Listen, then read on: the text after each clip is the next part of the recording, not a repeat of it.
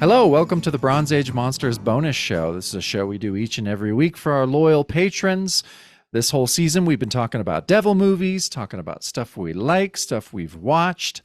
Tonight, we are going to be talking about Messiah of Evil from 1974, co-written and directed by Willard Huyck.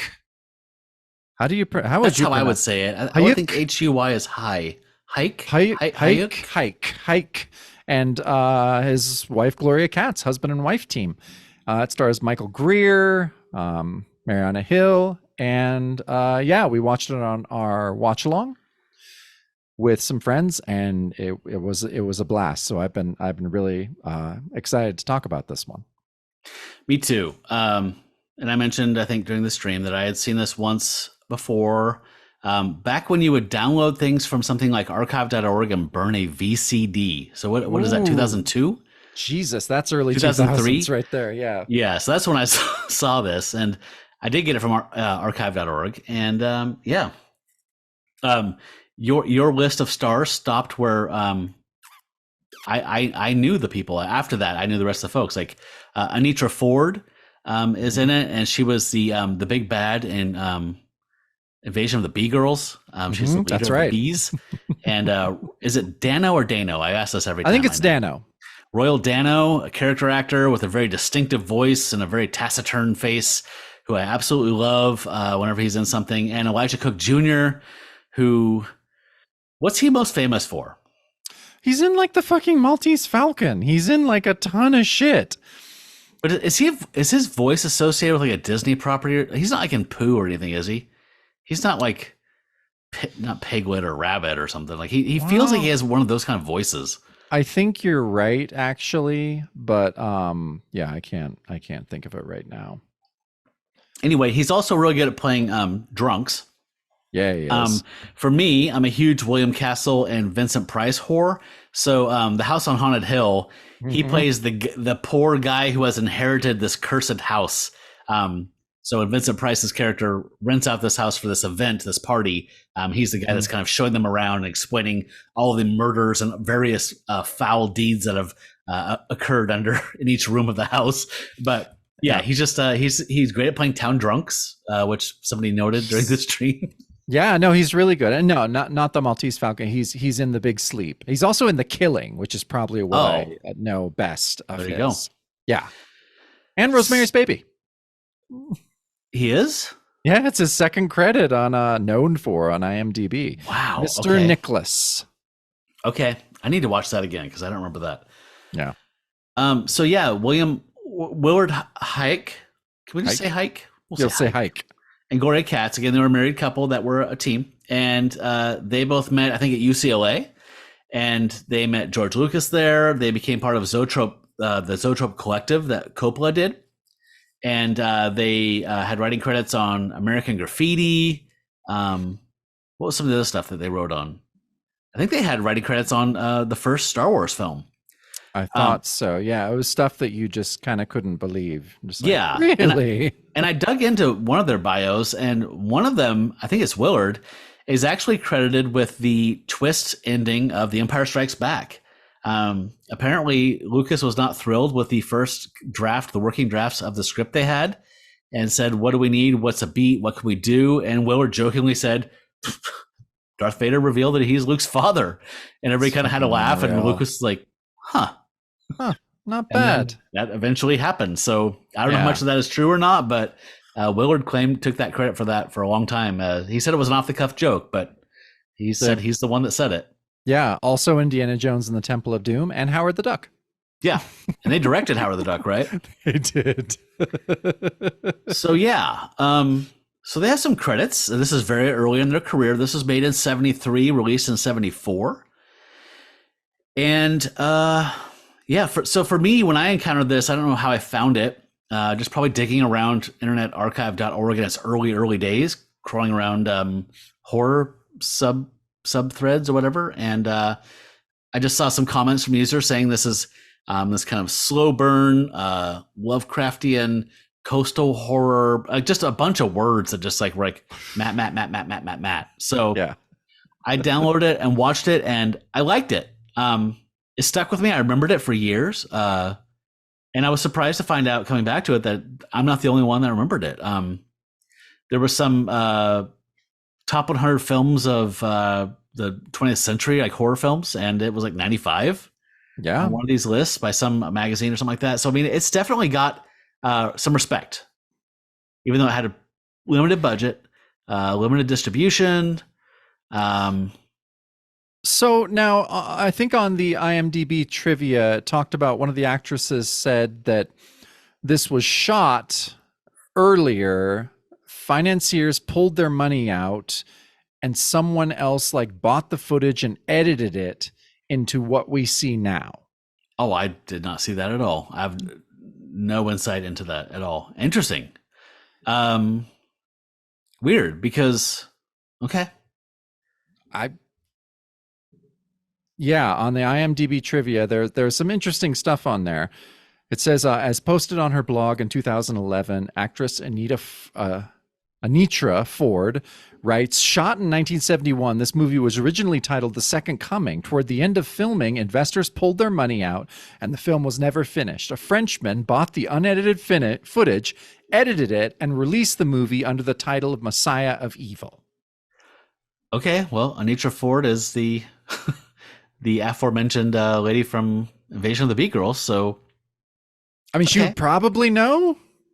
Yeah, and I liked how I was reading on the Wikipedia page for this, and it was kind of saying, like, slotting this in like that American Nightmare genre of horror films, which is like essentially Romero's Night of the Living Dead in 68 through Dawn of the Dead in 68 or 78, which is this kind of these independent, smaller budget films that were kind of more guerrilla filmmaking, and they were commenting on a lot of the cultural stuff that was going on in the country at the time. So, I mean, like, Dawn of the Dead obviously is a big commentary on consumerism and whatever, and Night of the Living Dead is kind of just more like the social classes turning on each other and devouring each other. Like, I mean, essentially, right? So, like, a lot of these independent films from this era were slotted in this kind of, I like this kind of catch-all of American Nightmare, where it's just commenting on, who are we? We killed two Kennedys. We killed Malcolm X. We killed King. What are we doing as a country? Yep. Right? And then Watergate. I mean, all this stuff's happening. Like, it's a good time to question, who are we as a country and what are we about? And a horror film is a great way to address those.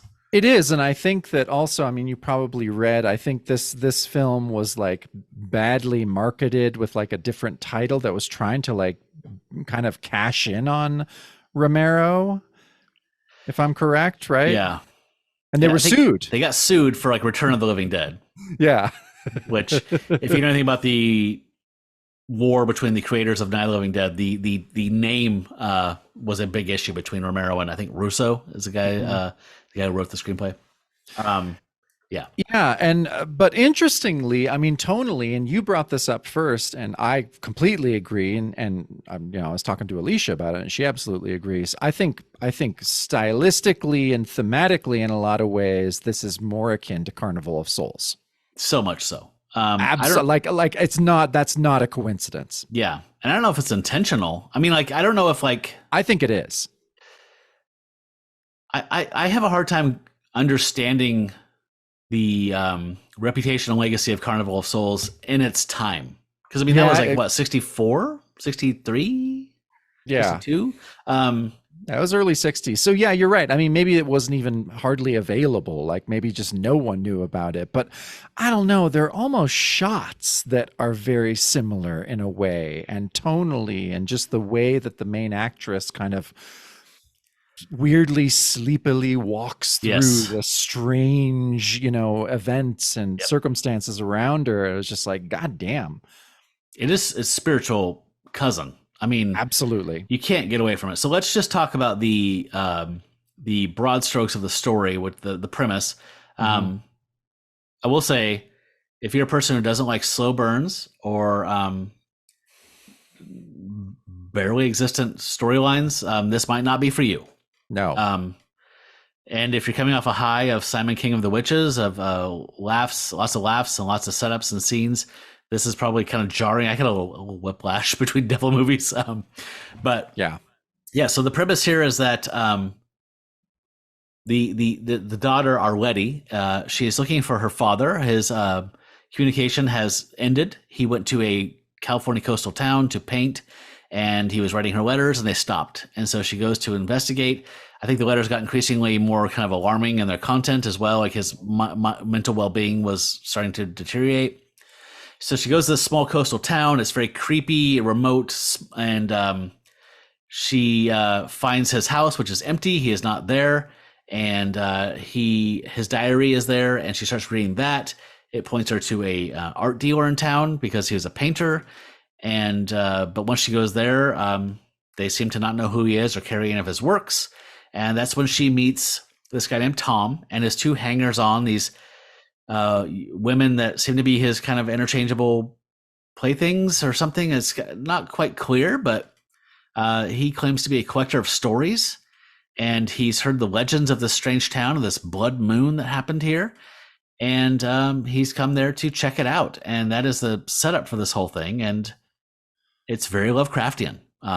It is. Shadow Brinsmouth and and Michael Greer is the actor that plays this guy, and he we're introduced to him in a hotel room, and he's there with his two concubines, and they're interviewing Elisha Cook Jr., who has this really amazing scene. I thought, like, I love his monologue. It was, oh my god, his that should monologue be in 101 was, monologues for actors, like that. Whatever those kind of books are. So goddamn good. It was just riveting. And he's just this drunk who's just has this insane monologue about this blood moon and all this different stuff. And yeah, I mean, his scene, I think in the trivia, it's like his scene was done in like less than a day. Like that's all he was needed on set. But my God, it really sticks with you. And his performance is so goddamn good. Also, Royal Dano's performance is great too, and a lot of it is just voiceover. It's just his daughter reading these letters, and so you hear him. And I just, with the Twin Peaks thing, I just was like his what is it? The Yukon Sucker Punch is the drink that he makes. Yep. So yeah, I just kept hearing the judge from Twin Peaks through all of this, but yeah, I mean, God, it's like this whole movie is cast with character actors in a way. Yeah. Like all the actors, it's so strange looking, a lot of them. Weirdly enough, on my rewatch, like there's this scene with a gas station attendant who kind of meets an untimely death. It's in like the first 15 minutes of the movie. The flea guy? Yeah. And he, see, to us, he looked like Roger Miller's like hick cousin in a way. Like it was so weird. And the gas station attendant, not the scary guy. Yeah. Okay. And Alicia and I, we watched it again, and yeah, we loved it. I don't know if I want to give away much of the rest of the film, honestly. Yeah, I don't know how much I want to delve into what goes on. I would say that the town is the legend of the blood moon that Elisha Cook Jr. tells for a bottle of hooch, essentially, to this guy Tom who collects stories, is just that this when this blood moon happens, it's like what is a time period that happens? Do you remember like how often it happens? I can't remember if that's important or not, but like I can't remember. There's like this dark stranger that comes to town, and when the blood moon happens, and it changes everyone for the ill. And I would just say that there's references obviously to Carnival of Souls and Night of the Living Dead. That feels very much a part of this, like the normal townsfolk, and especially Carnival of Souls, like where there's kind of a zombified town, like that's under the sway of something that I find really disconcerting. So yeah, I mean, I would say I think this is an hour and a half, and I think the first hour is a really slow burn of Arletty meeting Tom and his women and trying to figure out what's going on with her dad, and stuff doesn't really take place until the last act, like action wise. Absolutely. But man, there's some great set pieces in there. There's a scene in a Ralph's that is probably one of the most famous scenes from this. Like I've seen it actually highlighted in some like best of horror stuff. There's a scene in a movie theater that is really, really striking, in my opinion. Creepy, slow burn, menacing scene. Those two alone justify the entire watch, in my opinion. But and it's got some charming stuff like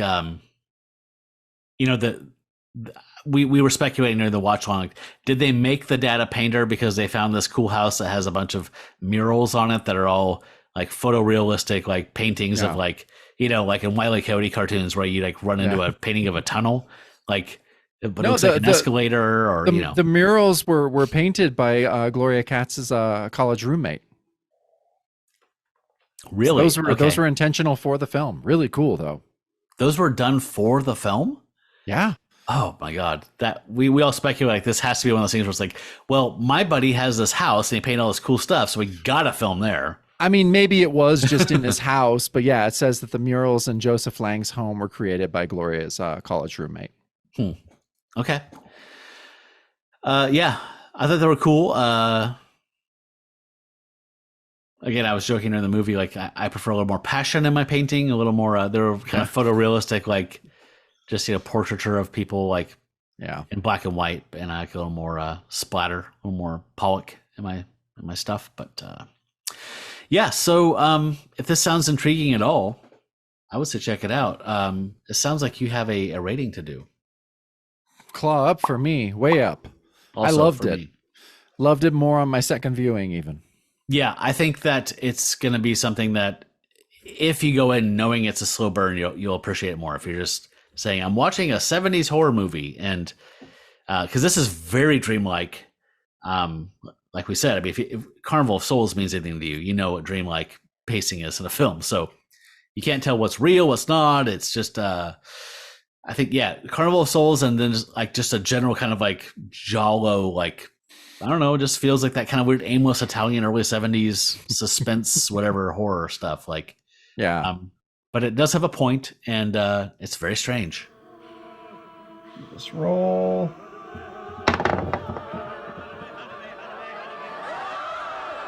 $18. So our next bonus episode, we'll be talking about Beyond the Door, which is an Italian exorcist ripoff that's kind of notorious, but also has a following, a cult following. So I'm kind of excited to see it. All right, so we've been talking a little bit. We've been dancing around Ramblin Rod Anders, and we've talked about him before in previous seasons. He comes up a lot, but that's because he is a huge figure in the people who grew up in Oregon in our lives. Like, he was omnipresent for us and a big part of our childhoods. Yeah, I mean, I grew up very religious, but Ramblin Rod was a god to me as a small child. Like, he was more real than any Jehovah to me. I mean, and it's a crazy thing. I mean, I guess a little history just to see the scope of how many kids he affected was that he took over a previous children's show host in 1964, and I think his last show is in 1995. I think 96, something like that. So 97 or 98. Honestly. Yeah. So it's over 30 years that if you were a child at any point in time, and especially in the Willamette Valley, but the translators, I mean, you got them down in Coos Bay. So really anywhere in Oregon that you could pick up KPTV 12, it was, so he was, in case you don't have one of these, I mean, anyone much younger than us probably doesn't really know about local children's show hosts. Yeah. I mean, so, I mean, it's a strange, it was a thing for a very long time. Each region, each town had a kids show host. Yes? The second guy in right here, what is your name? Jacob Smile. You're a Smile winner. All right. Would you pass that over there to Jacob? There you go, Jacob.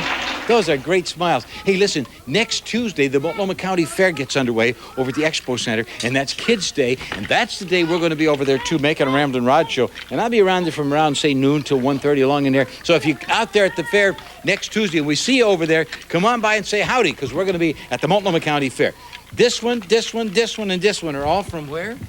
Anaconda. Anaconda, Montana. That's where they got the big mine over there. You know, all the gold, or is it silver? Or is it copper? That's what it is. Right. Hey, I know it's good stuff. Nice to have you with us. We're going to watch another cartoon. Here we go. Ramblin Rod is kind of an outlier because they had died largely, and he went on for decades beyond that fad because the numbers he got were, I think he had a quarter market share every day from 7:30 to 8:30 a.m. A quarter of TVs in our market were watching that channel.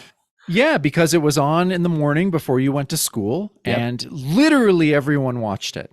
Like, I mean, I remember my kindergarten class. My kindergarten class in Sandy, Oregon, on Mount Hood. It's little Cottrell middle or grade school. And in our kindergarten class, there was like a boat type set, like Ramblin' Rod.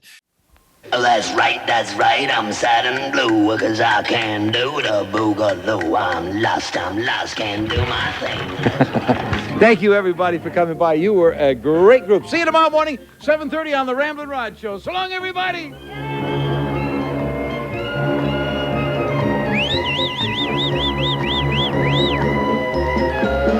And I remember everyone, like, first day of school, like your first day of kindergarten, you know, it's terrifying. And we go in there and there's a fucking boat.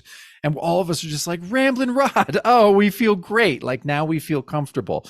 Anyone who has been with us since the beginning, Matt and I have matching sweaters. They have tons of buttons on them in a homage to Ramblin' Rod. He was a very tall man with kind of a bit of a bowl cut swoop, and he had a cardigan that was covered in buttons. And when I talk about him being godlike, there is a precedent for that, because when you were a kid, you went on a show and you brought an offering to him. You brought a button or a pin that you would give to him, and so he would wear all these different buttons. And that's Ian. Yep, and this is Jesse. Yep, and that's Mary. Hi, Mary. This is Tia. Hi, Tia. Tia brought me a pin.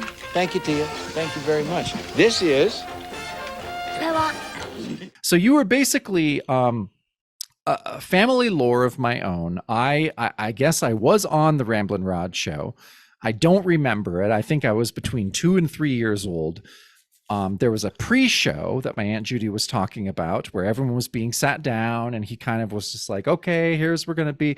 And my aunt said that I looked up at him and screamed and ran to my mom, who was at the, who was on the side of the parents were behind the camera. Yes. And so, yeah, I don't remember that. I'm kind of glad, because, you know, that's a hell of a low point in my life. I got to say, I met God and I ran, because no one can see the face of God. What are you supposed to do?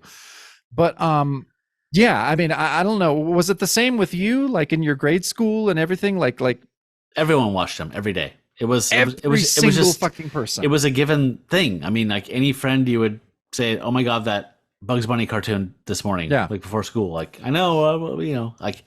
Yeah, we all saw it.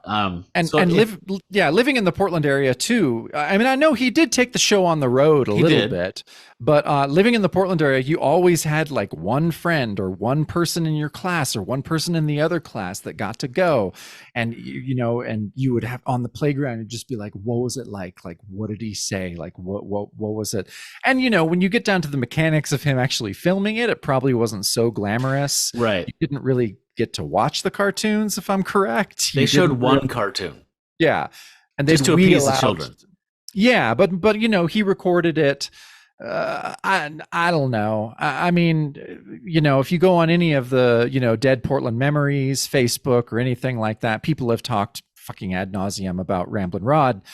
And a lot of people were just like, yeah, he wasn't so charming off camera. And once the camera stopped, he just kind of didn't interact with kids, and he was, you know, which I get. It's weird. You know, it's weird. When my dentist was done being a dentist, I went to a party with him. He didn't go in my mouth at all. Like I have a hard fucking time with that concept of like, wow, he wasn't like this, that thing I sent you today was like, essentially a hit piece from like the Oregonian or the Registered Guard, where it's like, I spent the day with Ramblin Rod and he didn't open up to me at all. And in fact, he was pretty closed off about his private life. Like, and then so I went to a taping and, he came in and the kids watched one cartoon. And then he recorded all the bumpers between the other cartoons without the kids in the room. Gee, I wonder why. I wonder if it's hard to work with fucking children in showbiz. And then then afterwards they approached him and he was, friendly, but not like he didn't pick everybody up like the Iron Giant and carry them around. Like, he's a fucking professional fucking entertainer. Like he was saying in that interview, like, I'm a TV personality. Yeah. Well, I don't want to talk about my fucking wife. I don't want to talk about my fucking children. That's another thing, is that aside from him being the super successful host, I mean, he was omnipresent on KPTV 12. He hosted the Easter Seals telethon. He did the VOs on all like the movie shit. Like, I mean, every voice that you heard VO on KPTV 12 was Ramblin' Rod. He had like a serious talk show where he talked to politicians and stuff. And I mean, the guy was just a TV workhorse. And I mean, I get it. Like, of course, obviously he's a personality and he's not going to be super charming, but I find that kind of charming, and that he's very Krusty the Clown. Once the cameras are off, he lights up the cigarette and goes and stands in the wings while all the kids go crazy. But he was also, well, I think maybe what was shocking to people that don't know how showbiz works is that on camera with the children, he was so charming and he was such a good performer. And to roll with kids, to just be able to kind of, ad lib and do this funny shit with kids. And literally, I mean, if you watch a lot of these videos, the kids are terrified of him because he is God. He really is.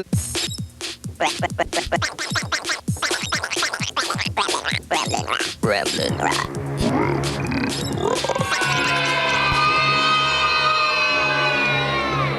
This is Katie, from... Kelso, Washington. Good. You got a group from Kelso. This is... Jessica. Huh? And this is... Nicholas. All right. In this row, we got... Michael. Michael, where do you live? Portland. You brought me a pin. Appreciate it, Michael. Thank you very much. This is... Spencer. Okay, Spence. This is... Doran. Wait a minute. Spence brought me a pin. Thank you, Spence. And this is... Doran. Jordan. Okay, Jordan. Thank you very much. And so these kids are just like, oh my fucking God, it's Ramblin' Rod. And they just close up, most of them. Like, it's... You can tell which ones are like the future like entertainers or whatever, like, the ones that are just like totally fine with like that kid's probably in a band, that girl's probably an actress now. Like, you can tell the people. So right? he did something that was a very famous segment that they would do is called the Smile Contest, and they'd play some Spike Jones song. We'll talk about the music in a second, but most of the time I think it was a Spike Jones or it was Baby Elephant. I think it was Baby Elephant Walk. A lot of times during the Smile Contest, but that was also. There's a lot of Spike Jones. But so the camera would just pan over the stands of the kids, and the kids would all be smiling, and then the producer, you'd hear the producer off camera just be like, that kid and that kid over there, and seemingly very arbitrary. Like, because it wasn't the prettiest kids, it wasn't the kids with the pretty smile. It was literally, they're just like, yep, that one there, fourth in from the right, third row. He gets a free Pop Shop Pop 6-pack, or tickets to Chuck E. Cheese and shit like that. One of my favorite parts of the program right now is when we check our smiles and we give Pop Shop Pop to the smile winners. Pop Shop Pop from the Pop Shop Stops. I like this part because I think it's a good way to start the day with a smile. And all of our friends smile in the morning, and everybody's happier, and it's a much better day. So we're cutting some footage in and some photos here and there, so you can see some of the stuff. But like, just the basic premise is that this was an extension of a Popeye cartoon show that he took over and made his own after a few years. And so he rolls in on a fake plywood tugboat, and there's children in little mini bleachers, and he interacts with them. They show a cartoon. He asks kids where they're from. They give him buttons. He shows a cartoon. They do a smile contest. He shows a cartoon.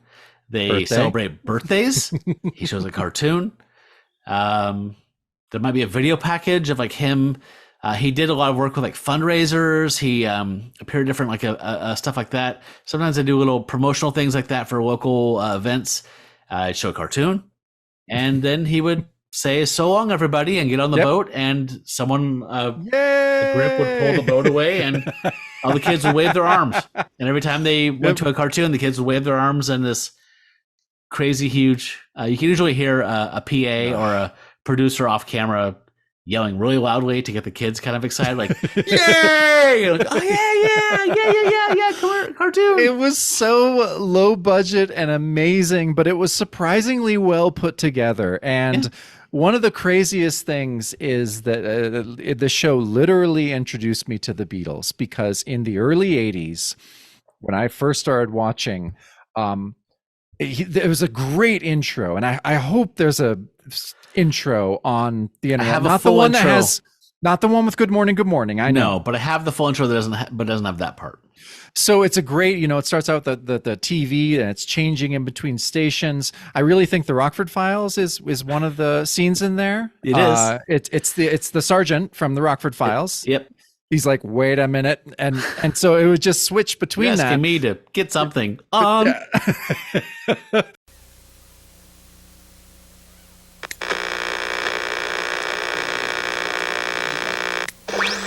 Wait a minute. You're at when we get something. And now it's time for the Ramblin Rod Show.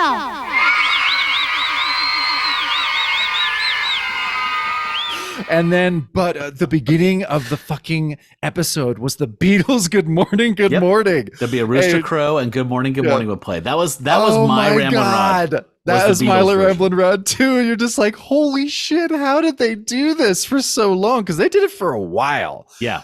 And oh god, it's just, I don't know. I mean, I'm feeling my face hurting from smiling so much because I love this man so much, and he was such a huge part of my childhood. The name of my first solo record is called "So Long, Everybody." That's right. It's okay, so two friends of on mine from Bandcamp right now. Yeah. Two of our friends from the Twilight Rummage Sale. Also one of the biggest things and great things that Alicia and I did with our lives in Portland. Rick and Jackie, who are members of a legendary experimental music band called Smegma in Portland. Oh, wow. Yeah. They were huge fans of Ramblin' Rod. And they actually went to an auction of his stuff after he died. And they said that the main two people who were bidding were his first family, like members of his first family that weren't like his immediate family, and members of his second family. And I don't know why some of his stuff was up for auction. He had a small plane. Oh, he yeah. Had avid pilot. Yeah, he was a huge pilot, so he probably had a couple planes. I don't know, maybe 10 55-gallon drums full of buttons. So he kept them all. Now that says something. Yeah. I'm still a little pissed off about that hit piece I sent you, because oh no, it's shitty. It's somebody really came shitty. in with a fucking bee in their bonnet and wanted to write a shitty thing about him. And I don't expect celebrities to be versions of themselves. Like, I mean, this went be above and beyond that kind of like just attack thing where it's like, I mean, like that thing where they were just saying like the kids only get to watch one cartoon. Like, what the fuck do you think they literally sit there and watch all these fucking cartoons for an hour? Are you insane? Have you met a child? Yeah. They shit. They pick their noses. They fucking piss their pants. They cry. They yawn. They whine. Yeah. I'm not gonna watch an hour of fucking Popeye and Warner Brothers cartoons with these fucking kids. No. Fuck out of here, you hack. Yeah. No, I agree. I mean, that piece. I thought they watched them all when I was a kid. I was fucking 10. I was a fucking moron. You're So, writing Matt, for a fucking paper. Yeah, I read that article, Matt, in 1994 when I was doing research for not my main senior project, but another like small project, and I did a history of Ramblin' Rod. Oh, wow. My senior year. I wish I could find that, but I remember shit. reading that Register Guard piece. because I mean it wasn't very good. I just did like a kind of a weird little history, but I had to go to the downtown fucking Multnomah Library and go through the goddamn microfiche, and I found I did read that Register Guard article, and it did piss me off. I mean, but that's I've been kind pissed of off about it all day. Yeah, but I mean, I don't know if you've ever been on Dead Memories over the years, Dead Portland Memories. Yeah, but people all the time, they're just like, oh, I mean, they don't say it shitty. They're just like, yeah, I loved it, and I was so excited to be there. But yeah, once the cameras turned off, yeah, he was Krusty the Clown. He just like went and smoked a cigarette, and he was a performer, and we're performers, so we understand that shit. It's like, but yeah, people that don't understand how the business works or how performing works, they're like, oh no, you ruined my childhood. And it's just like, grow the fuck up. Like he was a man, he was a performer, and he was I don't know, he sounded like a bit of a complicated man, like most performers are. And yeah, so I don't know. It doesn't ruin anything for me knowing that he wasn't, like you say, lifting children up during the commercial breaks and stuff. Like, I don't expect the guy to do that. Fuck that. Yeah, no. So we should just mention before we get off of him and this episode that, I mean, he got his start on radio, and he was one of those, like, this is down the here old days. Yeah, I mean, in the old days, you would have people perform live on the radio. So he would sing and play guitar from like 5:30 in the morning to like 10:30 in the morning. That was one of his first gigs. And then he went down to Klamath Falls, and then he came back up to Portland and took over Popeye's Pier and became Ramblin' Rod after it was successful in the mid 60s. But yeah, I tried so hard to find any archival footage of him doing anything on the radio as a DJ or performing, and it does not exist.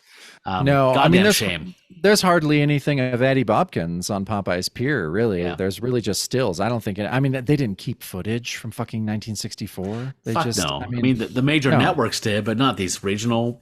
No. And I don't know if you go, I think KPTV still has a website that has a historical section that shows all the different original programming that they did. And it's a lot of shit. I mean, maybe it's the same in every major market. There's one local station. I mean, they had like a fucking like Kreskin type, like psychic. They had like all this cool shit. And Portland had a real rich history of children's hosts back to radio. Yep. And yeah, the one before Ramblin' Rod was a man named Bob Adkins, and he was Addie Bobkins was his performing. I love his name. Fucking awesome. Yeah, I know. And he started Popeye's Pier in the goddamn 50s and did it until he was another interesting. Yeah, he did it until 64 when Rod Anders took over. But yeah, Addie Bobkins, he was an interesting guy too. He seemed like a much more drunk version of Rod Anders. I don't know much about him, honestly. I want to dive in. Yeah, we had our own horror hosts. We had everything. I love that we were a big enough market to get a little bit of everything. Yeah, and it's been my dream. My dream has always been to be a children's show host and to just be Ramblin' Rod, even still to this day. I'd bring you a button. If I won the fucking lottery, I would spend millions to produce a local children's show. I would do whatever. That would just be what I would want to do. And yeah, sorry. Oh no, that's it. I was just gonna say, like, reading some of these Dead Portland stuff, blah blah. Just brings up this whole thing again of like the monoculture of the internet. I don't want to sound old and blah blah blah, but like we do. Losing the regional flavor of things is sad to me. It's very sad. Just that there's not like you guys didn't have a insert horror host or a cartoon host or whatever. Like these things matter. Like I mean, I got into Sammy Terry, who was the horror host of the 70s and 80s in Indiana. Because I downloaded a movie hosted by him. I was like, oh my God, I love this. And I downloaded everyone I could find. And just the fact that we've lost regional flavor and things that like make things change. We talked about this before on the show a little bit, but it's the same thing with like the internet just being like, why go record store diving when you can just go onto Discogs and buy it from somebody's virtual shop? Yeah. Well, because I liked going to record stores. I liked seeing new people. I liked finding weird things I didn't expect to find and I wasn't looking for. Yeah. There's a whole other side to that conversation. So, I don't know. It bums me out. No, it bums me out too. I mean, I feel like there's something, there's something real and tactile and special about regional entertainment culture and stuff that is just made for a region. And yeah, that's been gone for a long time. Oh yeah. I mean, like you say, Ramblin Rod stayed along. I mean, he stayed alive way longer than any kind of local fucking programming. I mean, I guess, well, and in the early 90s, it was Ramblin Rod and, Jim Spag. So, we had those. That's two sides of the same coin right there. But I mean, the fact that he flourished outside of the 60s, I mean, that stuff died in the late 60s for the most part, most markets. It did. But just that kids like you and me in the early 80s, worshipped this man, and every single kid you knew watched him every goddamn day before they went to school. Like, that's crazy. That's a shared experience that we had. And you would be able to go if you went to a party and you didn't, some kid's birthday party and you didn't know anybody. You could just talk about Ramblin' Rod. Yeah. Everyone knew what you were talking about. Everyone can understood. talk about Fortnite or whatever, Yeah, I guess you can talk about Minecraft. Dance. Yeah, you could. Ooh, boy, we're really sounding old. But the regional thing to me though is the bummer. I mean, that's my point. Is like, I don't know. You can go to any town. You can say, like, I travel a lot for work, and I'll check in a hotel and ask the concierge or whatever, like, hey, what's a good restaurant locally? Like, there's an Applebee's up 2 blocks, and there's a TGIF, like TGIF Fridays, blah blah. What's local? Like, what do you guys eat? Like, where's your next Coney Island? Pre-remodel, of course. Yes, when they had Lonebrow. Yeah. I don't know. I just feel like the reason to travel dies as we, like, I've heard the term generica to describe like post 90s America. It's like it's strip malls, it's Supercuts, it's Olive Garden, it's blah blah. That's everywhere. Like, the mom and pop stuff just doesn't thrive anymore. And I know a lot of these hosts on these things that we're talking about were not brilliant. I mean, a lot of times it was the weatherman. Literally, they bought a package of old Universal creaky horror movies, and like, somebody here has to put on a cape and darken their eyebrows and host these fucking movies. But there's a charm to that, and it was, just having that uniqueness and that regional specificity gone is just a bummer to me. It is a bummer, and I know that both of us are really biased, but I've talked with people from other states. I know it's the same all over, but Oregon was special. Oregon has always been special and always been slightly different. You say, the weatherman in your city might be, the horror host, but we had Bob the Weather Cat. So, I mean, who else fucking has that? I don't know. No, I mean, this is the specific charm of the Northwest. It's a weird part of America. Yep. That I don't know. I know, Matt, you and I grew up here. We have a special love for this place, obviously, but it is different and it is special and it is weirder than other places. Yeah. And I feel very lucky to have grown up here, and I feel very lucky to have grown up watching Ramblin' Rod. Yeah. I love traveling and I love seeing other places, but I have no desire to move to another place. The Pac Northwest is where my heart is, and I think it's because of growing up and stuff like this, like just having all these strange little nuanced things like this that endears it to me. Yeah, absolutely. All right, well, hey everybody, thank you for indulging us to talk about one of our childhood demigods. Yeah, but we wanted to do something a little special for the last normal season bonus show. And like Matt said, we're going to have another bonus show kind of attached to the finale, the live finale that we're going to be doing. And I know Matt has been doing this a lot, but in case you are watching this and you have not filled out your ballot for our finale, please do. You can just go on Patreon, you can go on our Instagram, you can go anywhere, and you can find this ballot. We have prizes. We will be picking these ballots live on the air on YouTube. It's going to be a blast. So I want you all to be part of it. So please remember to fill out your ballots. And you need not be present to win, by the way. If we draw your ballot and you can't watch the live stream, that's not a problem. No. You still win. Absolutely. Yeah. There was some confusion about that last season. So. Oh, really? Oh, Just wanted to clear that no. up. Yes, that's good. Good to clear that up. Please submit your ballots. Okay, cool. We just joined Blue Sky today. So we're whatever it's Bronze Age Monsters dot Blue Sky. Sky dot whatever social. Okay. So Cool. join us there. I joined and just posted something like we quit Twitter and we heard this is where the cool kids are hanging out and we love comics, and Parker and a bunch of people followed us like immediately. So that's awesome. It seems pretty cool. I love Jeff Parker kind of knows who we are now. That makes me happy. Me too. I didn't tell you this, but I got recognized. What? At the Hollywood?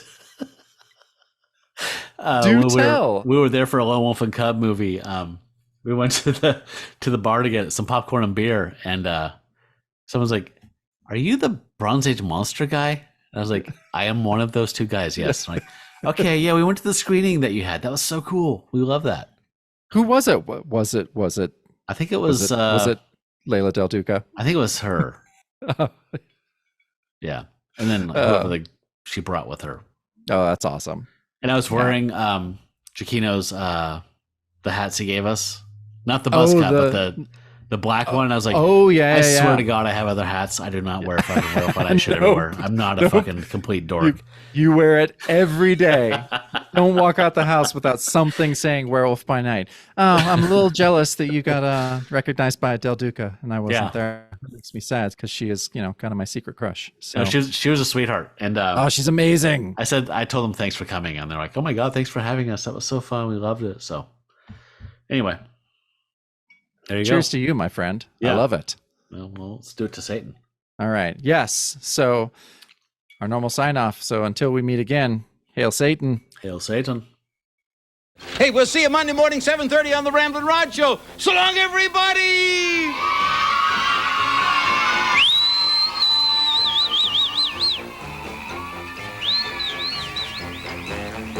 Chuck E. Bucks and other prizes and the appearance of the Chuck E. Cheese Pizza Time Players were provided by Chuck E. Cheese's Pizza Time Theater in Portland at Southeast 92nd and Powell, and now in Salem at Lancaster and Silverton Road.